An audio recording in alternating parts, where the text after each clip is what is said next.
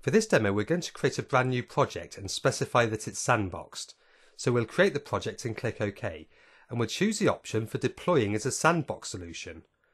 When I click Finish, Visual Studio creates the project for us, and we can add a new item. And in this case, we'll add a web part and call it Sandbox Web Part. Now we'll click Add.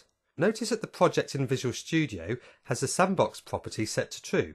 I'm just going to remove the templated Create Child controls and add my own, and all we do in our Create Child controls here is to create and render 4 button controls and a literal control as a label.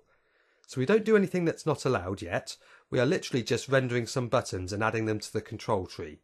We have, however, hooked up their event handlers, and the event handlers do a very simple and allowed operation, which is just to set the text of our literal control to something recognisable for testing purposes.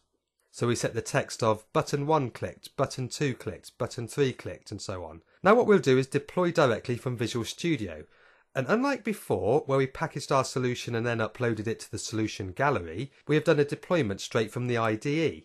And when we go back to our solution gallery and press F5 to refresh the page, we will see that our new sandbox solution has been added automatically by Visual Studio to the solution gallery, so it still is a user solution. There it is, it appears there. So Visual Studio is very aware that we are creating a sandbox solution that needs to be added to the solution gallery. So let's go ahead and add our web part to our web part page. We can find it as for normal web parts in the web parts section in the custom category in our case.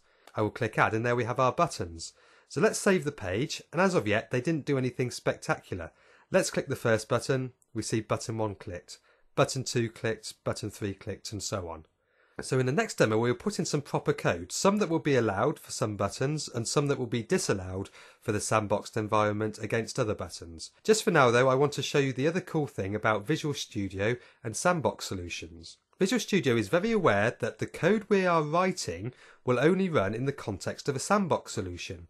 So it's aware of this as we start writing the code. So let's put a using statement in for Microsoft.SharePoint.administration. And as I start to use a class, let's say SPFarm, we would normally expect to see SPFarm listed in the IntelliSense drop-down list, but it's just not there. Visual Studio isn't disallowing the use of SPFarm. We can actually continue to work with the SPFarm class, but it's not providing the IntelliSense because it recognises that this is a class that's not allowed in a user's solution. However, that doesn't mean we can't build our solution, so we'll do just that.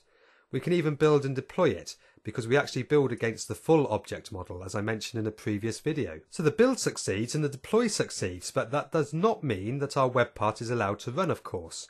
So let's go back and verify that our web part no longer runs. We can refresh the page and the page refreshes, but our web part fails to render because we've used SPFarm, which is not allowed in the sandbox solution. Let's remove that for now, we don't really want to keep that there. Let's build it and deploy it, and when we refresh the page again, well, our web part will render as before, so now it's fully functional again. In the next demo we'll put some code against these buttons. Some of the code will be allowed and some will not be allowed, and we'll explain a little more about the types of operations that are supported in sandbox solutions and how they are managed.